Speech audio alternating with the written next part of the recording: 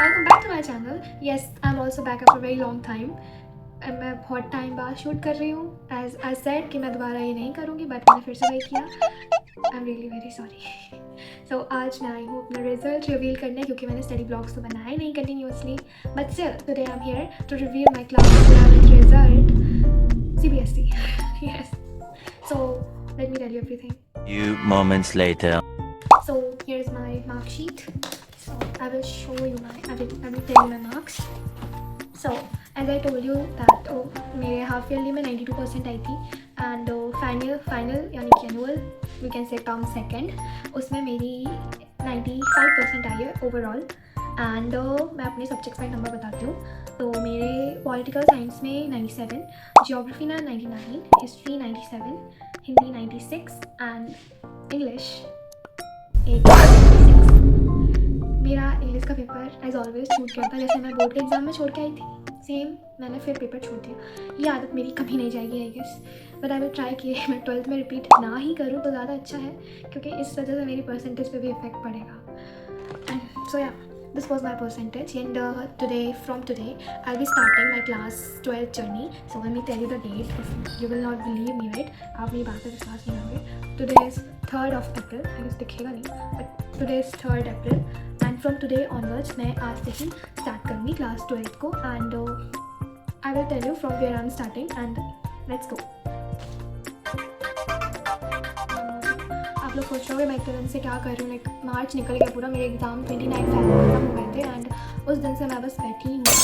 Actual में बैठी हूँ, मैं नहीं पढ़ रही थी, एंड मैं अपनी नोवेल कंप्लीट कर रही थी, जिसके मैं अभी 150 पेजेस मैंने कंप्लीट कर लिए हैं. अभी आधी रह गई है, वो भी कंप्लीट करना है. आई नो 1 मंथ में सिर्फ मैंने 150 पेजेस ही पढ़ पाए, बट ये बुक मैं 1 साल से रखी हुई हूँ, और अब जाके इसके 150 पेजेस कंप्लीट हुआ है. So I am proud of myself. तो लेट्स गो, सिलेबस से स्टार्ट करते हैं. Ignore that. सो मैं स्टार्ट कर रही हूँ ह्यूमन ज्योग्राफी से, fundamentals of human geography, because I thought India people and economy India level पे बेस्ड है. सबसे पहले ग्लोबल से स्टार्ट करते हैं, then I will continue with Indian economy, I mean Indian people and economy. So मैं इस बुक से स्टार्ट कर रही हूँ. अपना सिलेबस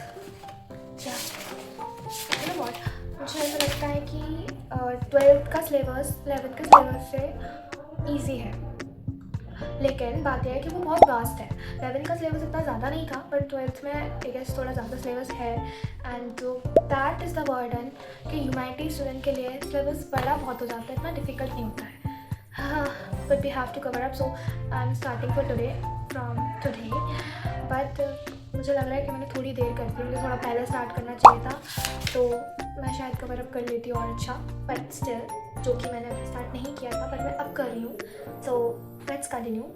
सो सबसे पहले ये चैप्टर है हमारा human geography, nature and scope. तो ये चैप्टर बेसिकली जो 11th की ज्योग्राफी का पहला चैप्टर था, फंडामेंटल्स की बुक का, geography as a discipline, similar उसी चैप्टर जैसे. लाइक ज्योग्राफी का एक इंट्रो वीडियो है ये, आई मीन चैप्टर. बहुत ज़्यादा ट्विस्ट करती है मेरी tongue, please ignore that. Before starting let me tell you one more thing कि मैं इस बार भी BW से पढ़ने वाली हूँ, I mean in 12th too, because मैंने 10th और 11th भी वहीं से पढ़ा था. एंड मैं परिश्रम बैच से पढ़ने वाली हूँ, परिश्रम ह्यूमैनिटीज़, जो कि मैंने 9th of March को परचेज़ कर लिया था. विश्वास दिवस चल रहा था उस टाइम पे, एंड ये मुझे 6300 में पड़ा था with infinity pro batch. And if you are thinking मैं दिग्रास सर की क्लास क्यों देख रही हूँ, सो मैं झूठ नहीं बोलूँगी, मैं ज्योग्राफी एंड पॉलिटिकल साइंस को दिग्रास सर की क्लासेस से ही कंप्लीट करने वाली हूँ, बिकॉज मुझे PW के टीचर्स काफ़ी ज़्यादा समझ में नहीं आ रहा है, एंड वैसे भी अभी क्लासेस स्टार्ट नहीं हुई हैं. सो मुझे बाद में अगर लेना होगा तो मैं PW की क्लासेस ले लूँगी, बट ऑनेस्टली अभी तो मैं दिग्रास सर की क्लासेस से ही पढ़ रही हूँ. Digras sir's explanation is on top, you know. Yes, chapter completed. We're almost done. And if you are thinking I am done, so no, अभी मुझे रीडिंग करना है. बिना NCERT रीडिंग के कुछ नहीं होता है. एंड मैंने अभी ही रिसेंटली पेपर चेक किया था जो इस ईयर आया है. सो मैंने उसमें देखा कि NCERT की लाइन ही आ रही है डायरेक्ट. सो येस, आपको NCERT नहीं छोड़ना है किसी भी कीमत पे.